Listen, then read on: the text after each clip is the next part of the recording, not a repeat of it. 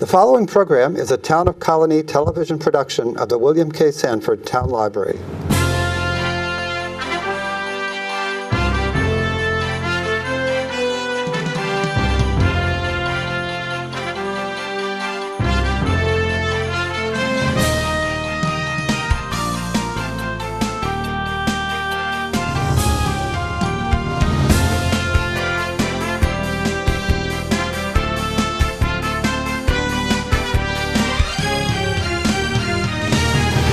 Welcome to Albany County News. I'm Mary Rozak, the Director of Communications for Albany County.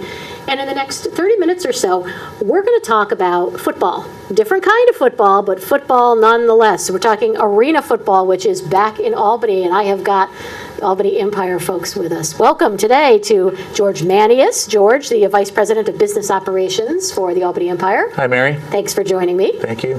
And Shawn Lockett, a tiny guy. You're a fullback with the Albany Empire. Yes, that's right. Okay, I know that you don't know that you and I have something in common. Is that so? And it's not our weight. Okay? I'm going to tell you. Okay.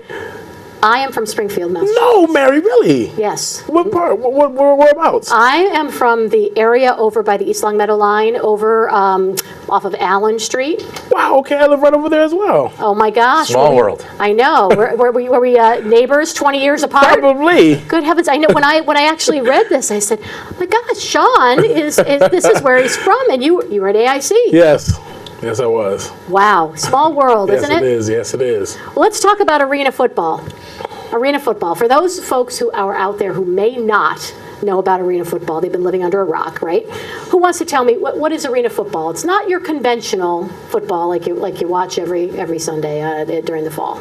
Correct. It's different from the outdoor game for sure. First of all, obviously, as we said, it's indoors, right? Mm-hmm. So arena football. Think of really what puts it in perspective. If you think of football played in a hockey rink, that really sums it all up, right? So action-packed, fast-paced, but we also know the game, and the game is not just about the football on the field. It's about the entertainment environment as well that we put on. So starting with the block parties outside, all the entertainment that we put on, pre-game, halftime, post-game autograph sessions, but first and foremost, really, it is about that football game, and Shawn can really talk about the game and the differences between the outdoor game as well. Yeah, what are the differences? Oh, well, for starters, it's only 50 yards, so Okay. it's a smaller field. There's only 8-on-8 compared to 11-on-11. We've got one high motion receiver.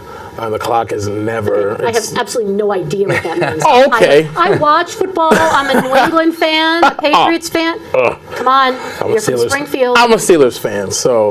Sorry for that. But so, what is this high motion? Well, we have one receiver that'll be at the top of the field, and we'll have our quarterback just signal him to start running up, and then we'll hike, and the play will begin. So. It's a lot different from the outdoor game where everyone's stationary, and then, once the ball's hiked, then everyone goes. Okay. So, yeah. Some people have called it's like shooting fish in a barrel. Saying it's easier. I would say a lot faster. I wouldn't say easier. It's a lot faster. Right. A lot faster. I mean, if you use the analogy of football in a hockey rink, think of the tight, confined space and the size of guys like Shawn going head to head, right? It's incredible. Right. I wouldn't call that easy. No, I certainly wouldn't. But when I've heard that, and I thought, right. well, I wouldn't want to be out on that field. I'm telling you that much. So, how do you go, Shawn, from playing football on a regular outdoor field? What kind of adjustments do you have to make as a player? For starters, definitely studying the game.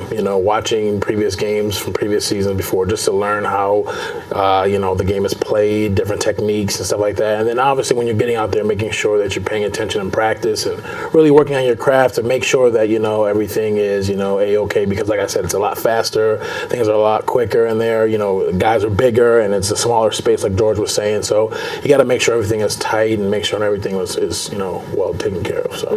So George, talk to me about it's been years since arena football was here in Albany. Correct. It seems like the launch, and you play at home. Home is Times Union Center, right? So Albany County's home. What were some of the challenges? I know right away there seemed to be an immediate embracing of the return of arena football, but when you think about something not being here for a while, you probably went into it saying, okay, this is what we have to do, X, Y, and Z. Well, it all started with in the 90s, the Albany Firebirds, touchdown Eddie Brown, and the crew that won in 1999. They won a championship here. So since that time, arena football has been well received in the marketplace. But unfortunately, due to business reasons, really had nothing to do with the football team or the play or the league or anything like that. It was the ownership group who decided to move the team to Indianapolis, and there was a void since 1999-ish. There has not been an arena football team. There was an Arena Football League 2 team that came for a very brief period of time several years ago, but it's not the same caliber, and there was a void. So arena football was well received, and we decided to put a team here in this marketplace. We did the research, and we knew it would be well received, but we also knew times have changed. So there has to be a lot that goes behind it, and really, again, as I mentioned earlier, the entertainment factor has to be there.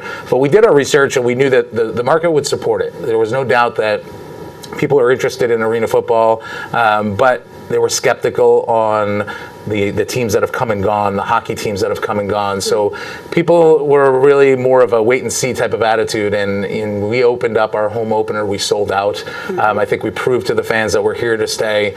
We put a good product on the field from the level of play that we had, good entertainment options, the block party, as I mentioned. So really for me, the skepticism was really just about, are these folks staying? Are they going to be for real? Are they going to be here long term? And we have no desire to go anywhere else. We are right now the best team in the league from an attendance standpoint, from an entertainment factor. Because you had double-digit attendance for your second home game. Absolutely, yeah. Returned, Back-to-back games where we had over 10,000 fans in the building, so we lead the league in attendance right now. It shows through on national television. We had 2 games on national television as well. It shines right through. So it shows that folks are having a good time, they're entertained, they're having fun, and now they're falling in love with the game again, which is great, because back in the 90s when the Firebirds were here, those folks now have kids of their own, and they're bringing them back to the Times Union Center now, and they're enjoying it with their family. So it's really shown through, and we couldn't be happier with the reception that we've had from the fans and the fan base, and now sponsors are partnering with us as well, more and less reluctantly, I should say. And then the team really on the field is coming together as well. So we feel very, very confident in the direction of the team on the field and our chances to play in the final game at the end of the year. It is impressive when, especially with the attendance at the return home, when you think about the fact that game, the weather was perfect that day. It's Kentucky Derby Day. All factors that would indicate people want to be anywhere but probably inside somewhere, and yet on a Saturday night, you drew out the fans. I think the renovations at the TU Center probably are they kept those block parties with the huge TVs. I mean, And we won, which was fantastic. So that helped the cause as well. That was huge. That was huge. What's it like to be out there on the field and just playing in the TU Center and hearing the fans?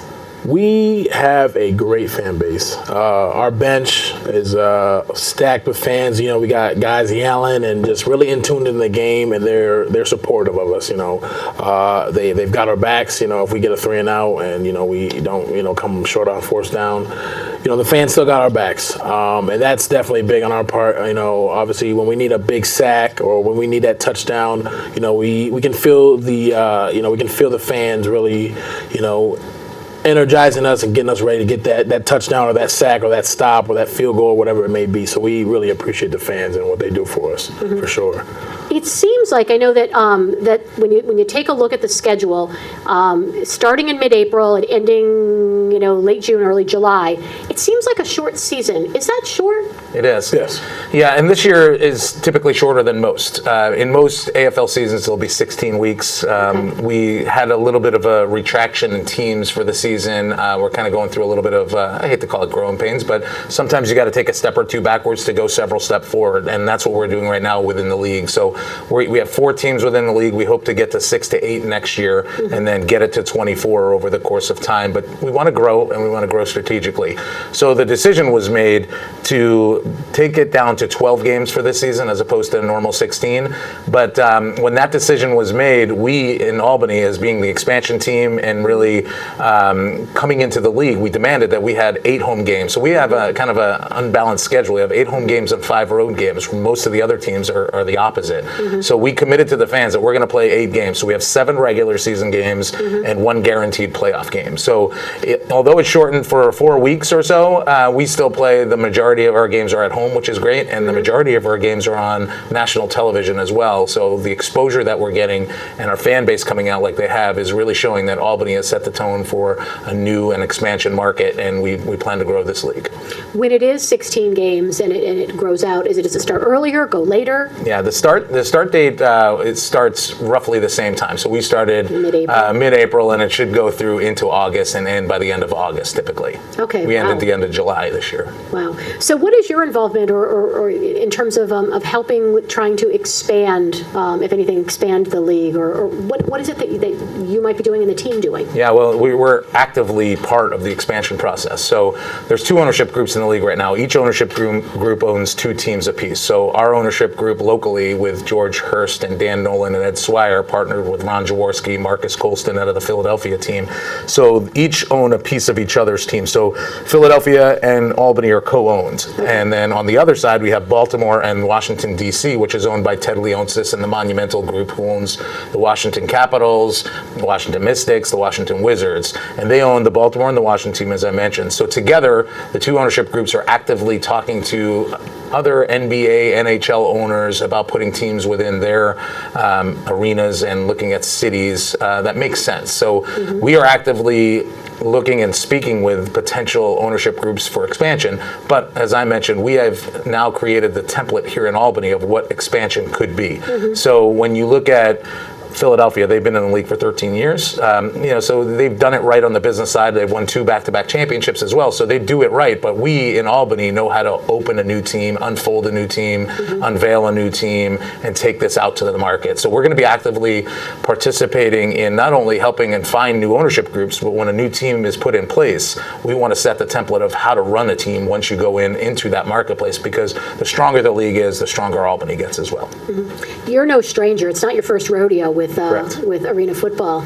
Came from the Pittsburgh Penguins, correct? I did. My sports background has been about 30 years in professional sports. I've been with, most recently the Pittsburgh Penguins of the National Hockey League, lucky enough to win back-to-back Stanley Cup championships. Prior to that, I've been with the Dallas Cowboys, the New York Yankees, the Cleveland Cavaliers, the Tampa Bay Lightning. So I've been around the block. Wow. I actually opened a team 10 years ago in Cleveland, the Cleveland Gladiators, they're technically still in the league. They just they're sat out for 2 years as their arena is being renovated. Okay. So that team is still thriving. It did just as good as in Albany as we did here in Albany when they opened in Cleveland. They did pretty much the same numbers as attendance, and their fan base is still there 10 years later. Talk to me about the entertainment, because we have the Albany Empresses, Right. which were just along with some of the team at the press conference That's for the right. renovations of the Dinosaur Barbecue. Tell me how much having a cheer squad and a dance team brings to the entertainment factor, along with the other things. Yeah, well, our goal is to stay relevant 365 days a year. So you mentioned the schedule itself. It's a short season, right? So the guys will be done in late July, early August, and hopefully some of the guys like Shawn and some of his teammates decide to stay and move to Albany and become part of this community. But we pluck them from different parts of the country, and put them here in Albany. So I think they're going to love it and love the fan base, and eventually they'll be on board to stay here long term. But our goal is to also stay relevant 365 days a year. So actively, we're out in the community at all types of events. We're reading to schools. We're at all kinds of the community events, and really the Empresses, our dance team, are really ambassadors year round, because they live here, they're from here. So not only what you see during the game, they go through a rigorous training as well, and they're practicing several times a week as well, and they have I different know my performances. neighbor's granddaughter is one of the. Oh, that's great! Yes, Yeah, yes. yeah. So there's a legitimate, it's legit, right? So they have to, be dedicated to their craft Sure. as well. So they don't want to go on national TV and embarrass themselves. So they do it right. They work out. They go through their dance routines, and Yeah, they're over at VetFits is practicing. twice a week. Yep. Yeah. So that's the goal. So so they entertain not only on the field at halftime and pregame and everything that they're doing there. They're actively participating with the fans, but they're also our faces out in the community as well. So when the players aren't available, or even when they are, they accompany us. We're about to unveil our mascots, which we have not done yet, and so they'll be part of the community efforts as well. And our ownership group made it very, very clear to me when I first came here. So George Hurst and Dan Nolan and Ed Swire, their goal was to give back to the community. So this team wasn't brought here just to have a professional sports team in Albany. It was to give back to the community. They were, they've been here when the hockey teams have come and gone, and they see the fan bases that that supported them, and then there's a void. But their goal was to bring something that's going to be here long term. But they wanted us to be actively involved in the community, and I think we've done so already in the short time that we've been here. But the goal is to continue to do that and do more of that. Sounds like something very similar to what the Valley Cats do right. on a year-round basis. Yeah, when I first arrived here too, a lot of folks really pointed that out and said, keep an eye on the Valley Cats. They do it right, and they do a great job from an entertainment standpoint, and then are also out in the community and they win. So we wanted to model ourselves after that, and they do a heck of a job, and we want to be right there with them and considered being a part of this community like they are. Talk about some of the other entertainment factors. I know fireworks display, Right. all those kinds of things. We do what we can, right? So the goal really is, it starts with the block party. I keep mentioning that, but for the first several games, we've had close to 5,000 fans out on the really it's just a block in front of the Times Union Center, the new atrium area where the renovation was, and we have live music every week there. So there'll be live bands. We have food trucks, and we have adult beverage trucks, and we have interactive areas.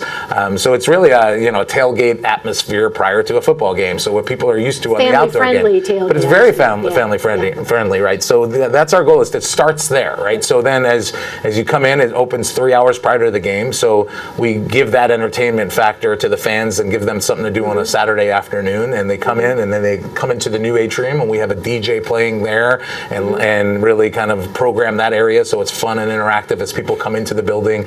Once they get in the building, then it's game on for the entertainment factor, right? So the pregame show is always something going on. We have fireworks prior to that. I think when we announce our players and they come running out, we have an inflatable tunnel. We have the mascots, the dance team, as you mentioned. We have something that's starting to catch on is we have a limousine that brings out kind of a guest of the game. So every game there's somebody new who's coming out of the limousine. Antonio Brown and Touchdown Eddie Brown came out the first game. Ron Jaworski, one of our owners, came out the second game. So we'll continue that trend. And then halftime, we usually have some performance or something going on with halftime. And then through the game, funny movie clips and songs, and the players doing some interactive stuff up on the Jumbotron as well. So we try to really keep it entertaining. T-shirts being thrown out. We throw out 300 T-shirts a game. We throw out 100 hot dogs a game. So really some fun stuff going on. And we try to make it interactive, and there's not really a boring moment of the game. So, but it's not all fun and games. It's hard work, right, Shawn? Yes, it is. Talk to me about, you guys are practicing every day. Yes. How long? Practices a couple of hours every day? About 2 hours, yep. About 2 hours at the TU Center, which is good because we play and practice there, which is good. And like I said before, making sure that taking care of our craft, and making sure we listen to coaches and being held accountable for being a professional athlete. People don't understand this is definitely a job, but it's definitely it's a dream come true for some guys. Being able to score touchdowns or have your name on the jersey or just stuff like that, and making sure that we're taking care of our bodies, and we also go to vet fitness and eating right, and just taking care of the little things. From Scampi all the time? No, not at all. But just making sure we take care of our bodies and act like professionals and be professionals on and off the field. So it is a paid job. It is a job. Yes. People don't think about that sometimes. Even I know we think about that, when we watch football on Sunday. But this is a job for you. Yes. Does it ever get to you and you just say, everybody in their job has those days, right? But I guess we never think about it with athletes on the field. Does it ever get to you where you just say, had enough of this? I wouldn't say that. I would just say that some days obviously do get tiring, obviously, where it's a physical sport. But the love of the game, for me personally, definitely brings me back in and just says, there's a bigger goal to this. And, you just got to fight through it, mental toughness. And obviously when you're a humble athlete on any stage, whether it be football, basketball, anything, the love of the game definitely factors in, and it just, cancels out that, I'm tired or that fatigue. And, you just find yourself back getting the zone, and you're like, I can go practice for another 5 hours. Well, let's go play now. So, the love of the game definitely helps when it comes to stuff like that. It is a season, though. You're paid during the season. What do you do in the off season? Me personally, I work. I am a correctional officer back home in Springfield, Massachusetts, and I also train my old high school, Springfield Central High School. So I know a lot of other guys. Hopefully, will stay local in Albany. Springfield is you might as well be local. Yeah. It's an hour away. Yes. So, like I said, I do work, and I also train as well. And like I said, obviously, just the bigger goal for a lot of guys that are going through this Arena Avenue is to obviously reach the NFL. So a lot of guys I know, train to obviously one day get that call, that magical call. So, just staying in shape and working and whatnot. So. And I can do the math. You're in your early 20s, so that call is a possibility. Correct. Yes, for a lot of us, yes.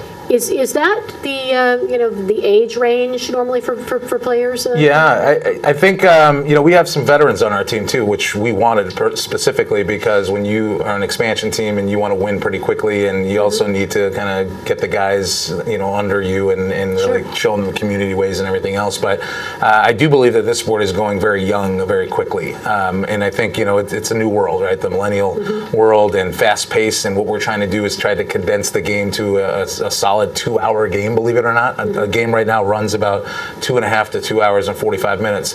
But you lose interest, you lose fan interest, and with people on their phones and their tablets. You have kids that you're coming in at a 7 or 7:30 game. It was 7:30. It's a different world, so it's going to be a faster paced game, and just with the growth and travel and everything else that it entails, this league has been around for 30 years. So there's a lot of veterans now, but there's the new crop coming up, and I think you will see this become more of a feeding ground to the NFL than it probably ever has been before, because I think the athletes now will see this league and what we're doing, and fan bases like Albany has right now, people want to play in front of them. And there's been some teams in the leagues that some of the guys like Shawn potentially would just say, you know what, I'm going to go pursue my regular career now. Maybe my dream is over because of different teams in the league that didn't treat their players right, or so I think that all that's going to change, and I think it's going to become a younger man's game eventually here. So, but the goal here truly is to make this an avenue where people climb up, and that's a great recruiting tool for us if we can put some players into the NFL. Are regular recruiters coming out, or is the national exposure with the national television coverage? I'm sure that helps as well. Yeah, all of the above. I think it's about relationships, right? So our coaches for sure kind of work that system and that tree. The CBS broadcasts help us tremendously as well. But we are in a pretty interesting area for college football here as well too. So when they're scouting colleges, they'll scout us as well. Interesting. I want to go back to something you said a moment ago, Shawn. So you're a corrections officer. Yes. It's got to be tough, though, to get that kind of time off. I mean, you must have very, very understanding. Yes. Back home, the Hampden County Sheriff's Department, they run a summer help program. Basically, long story short, it's basically they get college kids to come on down. They do a 2 to 4 week training period where we get the basic training of on the job duties and whatnot. Basically, we're just filler-ins for the guys that are going to be retiring soon and stuff like that. The sheriff now, Sheriff Coach, he's very understanding of that I was chasing my dream and whatnot, and is very understanding of that, and I have total support by them. So I just thank them for that. So. Yeah. So talking about support, how much support travels this way down the Mass Pike and over 90 to see you play? A lot. It's crazy. We get a limited amount of tickets, and it's like, oh, I need more, and it's like, hey, you guys got to go to the box office. But big support base, fan base back home. I know a lot of people were watching on YouTube, CBS Sports Network, and it just feels good, to be right up the road an hour to, feel appreciated back home, to, finally have someone make it out of Springfield, Massachusetts, doing well in the community, and so there are the two of us. Yes, two of us. Yes. And Carm Bazile, I might add. Carm Bazile, the head of CDTA. Okay. Is from Springfield, Massachusetts originally. It's a small so there are three of us. We're the three musketeers, right? so that feels good. Yes, it does. Yes. Do you have billboards back in? I'm gonna have to look for some maybe. No, not anything crazy. No. Nothing over at Central High. I've probably a few pictures, but nothing too crazy. Maybe some posters by some little cousins and siblings and whatnot, but nothing too crazy. It changes with a championship. Yeah. Yeah, That's yes, the goal. yes, That's the yes. goal. So that is the goal. Yes. So tell me, as we head in with, and I know I'll date this by saying this, but it's always tough when you go in and you're doing your best, and then you get that L. But you're coming off with a W, right? Yes. That positive mindset. How do you go into practice and go into the next game? Well, for us, we're going to actually be playing Washington again this week, and Coach Keefe was definitely harping on it this week that we can't be complacent. Starts in practice, basically wiping out that W and basically saying, hey, this is a new team, basically, and going to Washington, D.C., and also getting a victory over there. So it just starts in practice, starts at home, preparation, eating right, like I said before, taking care of our bodies, taking care of our minds, and our playbooks, watching film, stuff like that, because the way that the league is built now, there's only 4 teams, so we're going to play everyone more than once. Obviously, we have our bag of tricks, they have theirs, so we just want to make sure that we're staying on track, doing the right things that we can do to, hopefully get that championship and bring it back to Albany. George, there generally are, there was a season ticket package. There are individual tickets, obviously, for games. Are there other incentives right now for folks who are watching this, partway through the season, to buy either multiple tickets for multiple games or anything like that? Absolutely, yeah. So we start with season tickets, of course, because we want the fans to be repetitive and come in and really get to know the guys and be there, for the long term. So season ticket drives usually are the off season into the first couple games. Once the first couple games kind of go by, then we go more into flex plans. So you can buy a package that basically, and you can use the ticket for any game that works for you based on your schedule. We also have we're kicking off a summer pack, so it's for several of the mid-June games. So we basically put a discounted rate on those.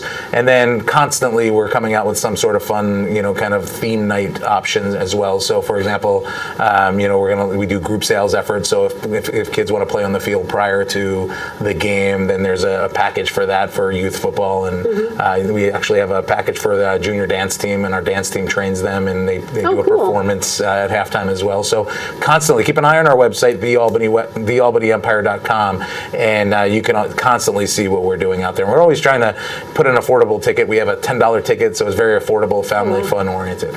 Awesome. Well, thank you. Our time has run out for today, but thealbanyempire.com is where people will go to get tickets, find out more information.